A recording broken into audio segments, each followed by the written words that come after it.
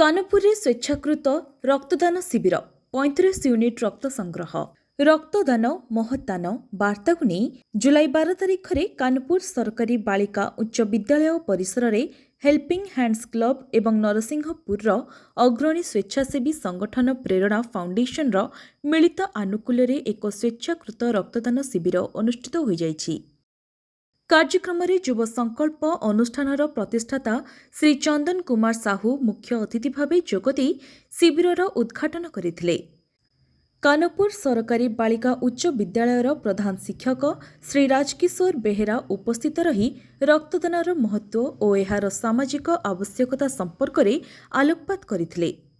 Red cross कटकर चिकित्सा दल रक्त संग्रह कार्य परिचालना करथिले।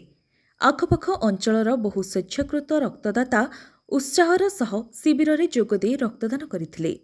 एही शिविररू मोट 35 यूनिट रक्त संग्रह करा जायतिला। शिविर को सफल करिबारे हेल्पिंग हैंड्स क्लब और प्रेरणा फाउंडेशन सदस्य और सदस्य माने सक्रिय रही सहयोग करथिले। समाजसेवा एवं मानविकतार वार्ता प्रसार करिबारे एभली रक्तदान शिविर गुरुत्वपूर्ण भूमिका ग्रहण करुथुबा वक्ता माने मत प्रकाश करथिले।